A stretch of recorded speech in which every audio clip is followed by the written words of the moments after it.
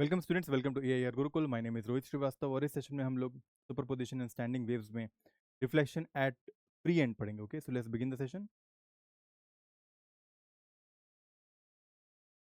देखो, what happens at a free end when a wave reaches a free end, जिसको हम लोग loose and भी कह सकते हैं, या फिर ऐसा एंड जहां पर कोई बाउंड्री जो है वो फिक्स्ड ना हो, रिजिड वॉल ना हो, ठीक है, मूवेबल हो वो, तो वहां पर भी रिफ्लेक्शन होगा, लेकिन कोई इन्वर्जन नहीं होता है। जैसा कि हम केस देखते आए हैं फिक्स्ड एंड के केस में, वहां पर अगर वेव का रिफ्लेक्शन हो तो वहां पर इन्वर्जन हो जाता था, यानी कि फेज चेंज हो जाता था पाई से। लेकिन अगर फ्री एंड है तो वहां पर कोई इन्वर्जन नहीं होगा, रिफ्लेक्शन तो होगा वेव का लेकिन कोई इन्वर्जन नहीं होगा। ठीक है, इसका ख्याल रखना है। क्रेस्ट क्रेस्ट ही रहेगा, ट्रफ ट्रफ ही रहेगा। ठीक है, हाँ, फेज चेंज अगर लिखने जाएंगे तो क्या लिखेंगे, 0 डिग्री लिखेंगे। ठीक है, और फिक्स्ड एंड केस में क्या होता था, पाई होता था, बिकॉज क्रेस्ट क्रेस्ट ही रह रहा है, ट्रफ अगर वहां पर है तो ट्रफ ही रह रहा है, तो इसका मतलब फेज चेंज या फेज डिफरेंस कितने का रहा, 0 का। No phase reversal. ठीक है, तो ये चीज हम ऑलरेडी डिस्कस कर चुके हैं। हाँ, एम्पलीट्यूड भी सेम रहता है, बिकॉज हम आइडियल केस की बात करते हैं जहां एनर्जी का लॉस नहीं हो रहा है, तो एम्पलीट्यूड सेम ही रहेगा, लेकिन प्रैक्टिकल कंडीशन में एम्पलीट्यूड डिफर कर जाता है। वेव डायरेक्शन रिवर्स कर जाती है, ऑफकोर्स जाती हुई डायरेक्शन ऐसी है तो लौटती हुई उसके अपोजिट होगी, लेकिन उसका फेज चेंज नहीं होगा, इन्वर्ट नहीं होगी। ठीक है, एट फ्री एंड देखो एंटी नोड का फॉर्मेशन होता है। अब देखो इस चीज को समझो कि अगर कोई वेव गई और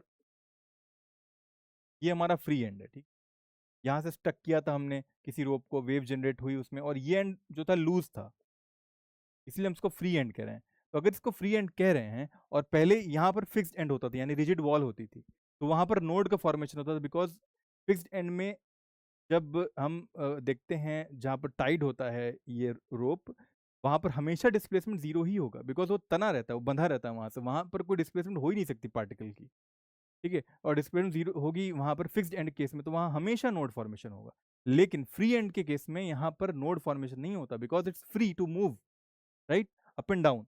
तो अगर ये अप एंड डाउन मूव करने के लिए फ्री है, तो वेव के पास जब एनर्जी है यहाँ पहुंचेगी तो यहाँ से मूव करेगा ना, तो यहाँ पर क्या डेवलप होगा, एंटी नोड डेवलप होगा। ठीक है, जहाँ डिस्प्लेसमेंट मैक्सिमम होती है, तो इस एंड में एंटी नोड होता है।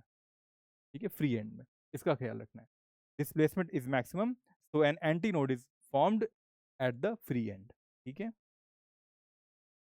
तो अगेन स्टैंडिंग वेव पैटर्न कैसा होगा, एक इंसिडेंट वेव है और एक रिफ्लेक्टेड वेव आ रही है, तो अगर दोनों मिलेंगी, कंबाइन करेंगी, तो क्या बनेगा, वहां पे स्टैंडिंग वेव जनरेट होगा। लेकिन अगर हम लोग फ्री एंड की बात करते हैं, तो फ्री एंड देखो अगेन, जब भी हम फ्री एंड की बात कर रहे हैं तो उसमें भी वेव रिफ्लेक्ट जरूर करती है, और वो रिफ्लेक्टेड वेव किसी इंस्टेंट वेव से मिलेगी, तो वहां एक स्टैंडिंग वेव डेवलप होगी। और जो फ्री एंड वाला पार्ट है वहां पर एंटी नोड है। ठीक है, वहां पर हमेशा एंटी नोड रहेगा, और अगेन एंटी नोड नोड का ये सीक्वेंस चलता रहेगा। ठीक है, उस स्टैंडिंग वेव में भी, तो नोड टू नोड की दूरी λ/2 होती है। यहां भी देख लो एक बार, ये एंटी नोड है, तो इसको ऐसे लिखना चाहिए बेसिकली मुझे,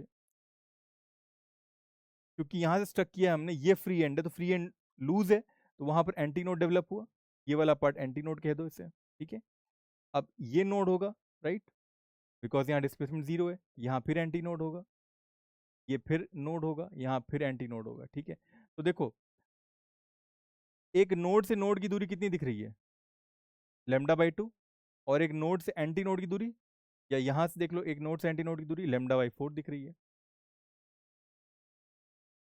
वही यहां लिखा हुआ है, node to node is λ/2 and node to antinode is λ/4। ठीक, अच्छा, imagine shaking a loose rope, एक ढीली सी रोप है, उसको तुमने अगर शेक किया इस एंड से, तो अगला एंड जो है वहां पर क्या होगा, मूवेबल एंड है, तो वहां पर क्या होगा, फ्री एंड है, तो वहां पर एंटी नोड डेवलप होगा। ठीक है, और वेव रिफ्लेक्ट कर जाएगी विदाउट फ्लिपिंग, वहां से भी रिफ्लेक्शन होगी लेकिन फ्लिप नहीं करेगी, उसी तरह वो लौट आएगी सेम फेज में, फेज डिफरेंस जो रहेगा 0 डिग्री का रहेगा।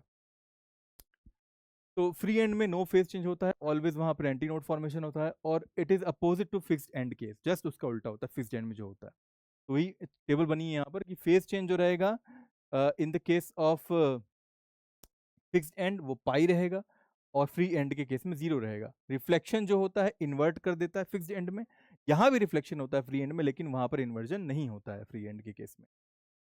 बाउंड्री की बारे में देखें तो यहाँ बाउंड्री जो रहती है फिक्स्ड एंड में, वहाँ पर नोड फॉर्मेशन करती है, और यहाँ जो बाउंड्री रहती है फ्री एंड में, वहाँ एंटी नोड का फॉर्मेशन करती है। ठीक है, तो इस तरह ये सेशन कंप्लीट होता है स्टूडेंट्स। अगले सेशन में फिर मिलेंगे एक नए टॉपिक से। Till then keep learning and keep having fun with physics. Thank you very much.